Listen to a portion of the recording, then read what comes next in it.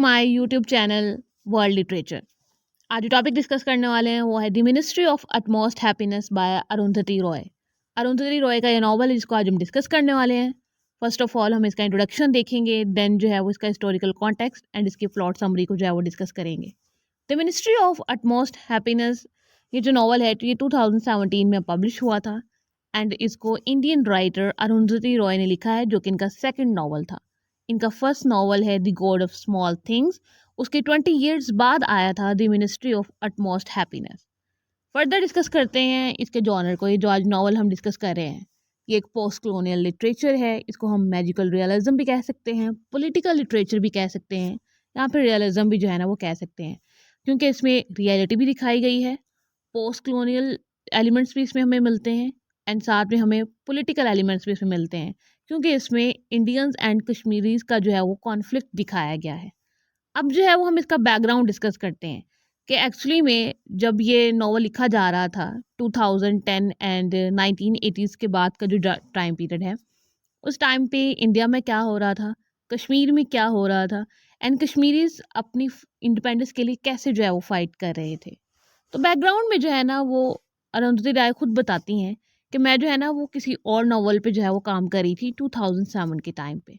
लेकिन उसके बाद क्या होता है कि मैसिव प्रोटेस्ट होना स्टार्ट हो जाते हैं कश्मीरीज की तरफ से इंडिपेंडेंस के लिए। अब वो किस चीज़ की इंडिपेंडेंस चाहते थे? एक्चुअली में क्या होता है कि अगस्त 18 2008 में 5 लाख के अकॉर्डिंग जो है ना वो लोग स्ट्रीट्स में निकल आए थे श्रीनगर में। अब वो निकले क्यों थे? वो प्रोटेस्ट कर रहे थे इंडियन गवर्नमेंट के अगेंस्ट, क्योंकि इंडियन गवर्नमेंट ने अनाउंस किया था कि जो 99% जो लैंड है कश्मीर वैली का वो यूज़ किया जाएगा हिंदू पिलग्रिम्स के लिए, जो कि मेजोरिटी मुस्लिम रीजन था। तो मुस्लिम्स जो हैं वो ये नहीं चाहते थे कि हिंदू वहाँ पे आएँ और हिंदू के पिलग्रिम्स जो हैं वहाँ पे ना बने। तो इसलिए जो है वो कश्मीरीज ने प्रोटेस्ट करना स्टार्ट कर दिया। अब जो कश्मीरी सिटीजन्स थे वो अपसेट थे कि इंडियन गवर्नमेंट जो है वो कश्मीरीज का कंसेंट भी नहीं ले रही उनके लैंड को यूज़ करने का, कि वहाँ पे जो है वो हिंदू पिलग्रिमेज वो जो है वो बनाना चाहते हैं। तो इसलिए जो है ना वो उन्होंने प्रोटेस्ट किया था एंड हमारी जो राइटर है अरुंधति रॉय वो कश्मीरीज को यहाँ पे सपोर्ट करती हुई नज़र आती हैं। वो इन प्रोटेस्ट को जो है वो सपोर्ट करती हैं। तो ये इंडिपेंडेंस की मूवमेंट जो है ना वो इस नावल के बिहाइंड चल रही थी और यही कुछ जो है वो हम इस नावल में भी देखते हैं। हमारे कैरेक्टर्स जो हैं वो फाइट करते हैं, वो सफ़र करते हैं, वो एक्सपीरियंस करते हैं इस वायलेंस को, इस ऑपरेशन को। एंड जो हमारी प्लॉट समरी है इसमें जो है वो 2 स्टोरी लाइंस हैं। तो वो 2 स्टोरीज लाइंस क्या हैं उनको हम डिस्कस करते हैं। फर्स्ट जो स्टोरी है वो एक ओल्डर वुमन की है जो कि एक ट्रांसजेंडर है, जो कि एक हिजड़ा है, जिसको जो है वो इंडियन सोसाइटी में उस टाइम पे कोई रिस्पेक्ट जो है वो नहीं दी जाती थी। इस जेंडर की कोई आइडेंटिटी कंसीडर नहीं की जाती थी। अब क्या है कि एक स्ट्रेंज ओल्डर वुमन होती है, वो गवर्नमेंट हॉस्पिटल के बैक पे एक ग्रेवयार्ड होता है, वहाँ पे जो है ना वो अपना होम बिल्ड करती है। अब उसका जो फर्स्ट विजिटर होता है उस घर में वो होता है इमाम ज़ियाउद्दीन, जो कि एक ब्लाइंड मैन होता है। ये दोनों एक दूसरे के कंपेनियन होते हैं और बैठ के यहाँ पे जो है ना वो न्यूज़पेपर वगैरह रीड किया करते हैं। अब इमाम ज़ियाउद्दीन को जो है ना वो उस लेडी, उस ओल्ड वुमन की आइडेंटिटी के बारे में पता चलता है, जिसके साथ बैठ के जो है ना ये न्यूज़पेपर रीड करता है। उसका ओरिजिनल नेम जो है वो अंजुम है, वो एक ट्रांस वूमन है और उसने जो है ना वो ख्वाबगाह को छोड़ दिया है। अब ख्वाबगाह वो प्लेस है जहाँ पर जो है ना ये सभी ट्रांस वुमन रहती हैं, ट्रांसजेंडर्स जो है ना ये रहते हैं, जो कि दिल्ली की एक फेमस प्लेस हुआ करती थी उस टाइम पे। तो ये उसको छोड़कर यहाँ पर जो है ना इसने अपना नया घर बनाया है। देन अंजुम की चाइल्डहुड के बारे में जो है ना वो फर्दर डिटेल दी जाती है नॉवल में कि अंजुम की जो बर्थ हुई है वो एज एन इंटरसेक्स हुई थी। उसकी जो मदर है वो जहारा है और वो इसको एक बॉय बनाना चाहती थी इसके चाइल्डहुड में, और इसका नेम जो है वो आफ्ताब रखा था। अब आफ्ताब अपनी चाइल्डहुड में तो थोड़ा मैस्कुलाइन था, लेकिन उसके जो नेबरहुड में लोग थे वो इसकी वॉइस को लेकर इसका जो है ना वो मजाक उड़ाया करते थे, इसको टीज किया करते थे। लेकिन जैसे जैसे आफ्ताब की जो है ना वो ग्रोथ होती गई, इसके अंदर जो फेमिनिन क्वालिटीज़ थी वो ज़्यादा होना शुरू हो गई।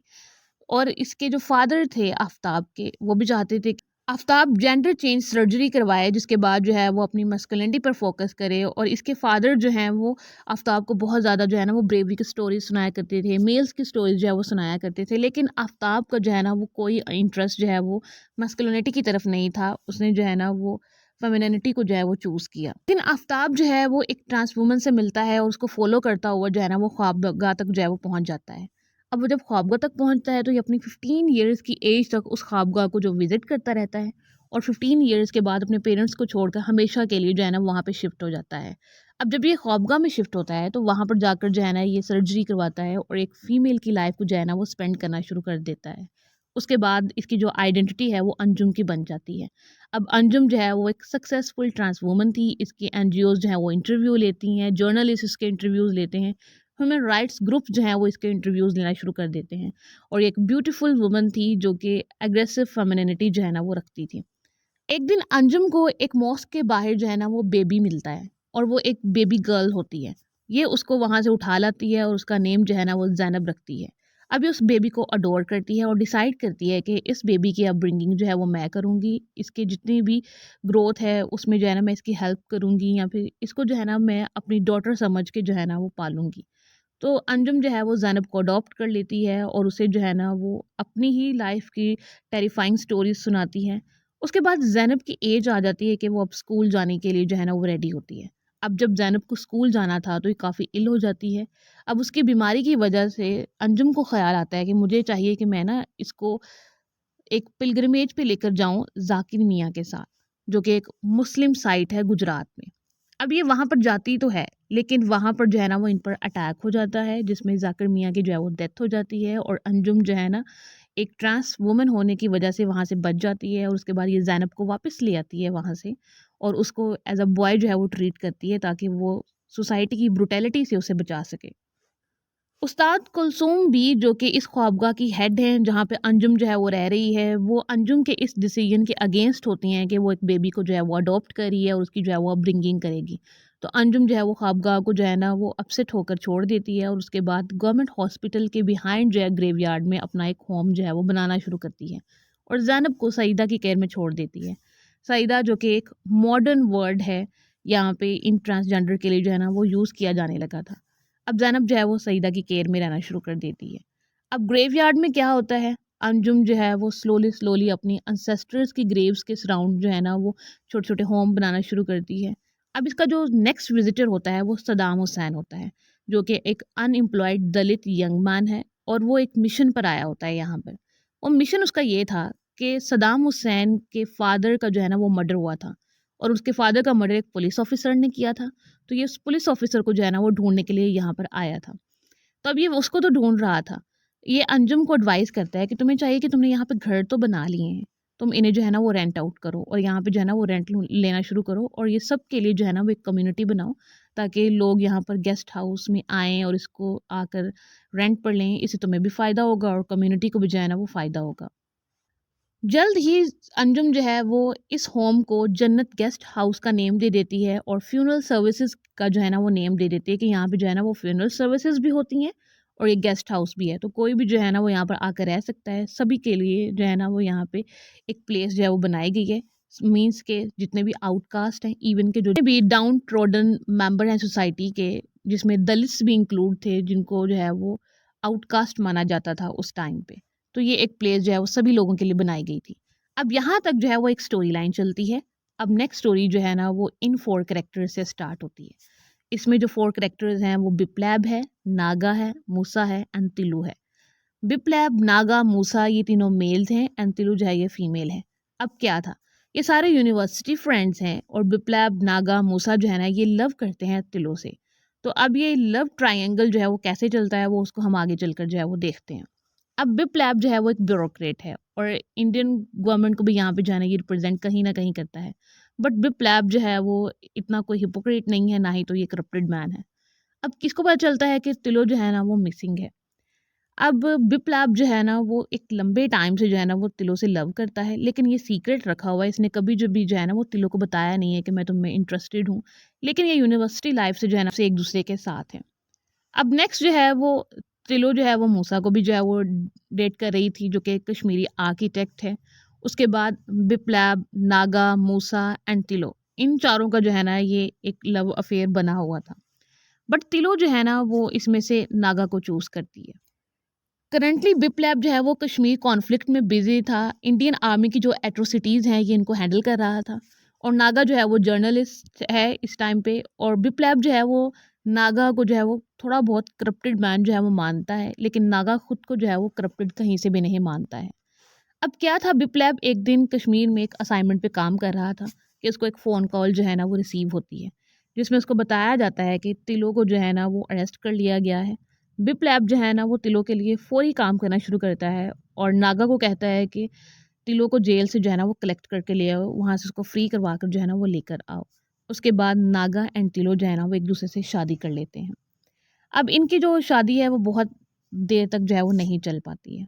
एक्चुअली में तिलो और मूसा का जो अफेयर था शादी से पहले, वो इनका सेक्सुअल अफेयर भी था।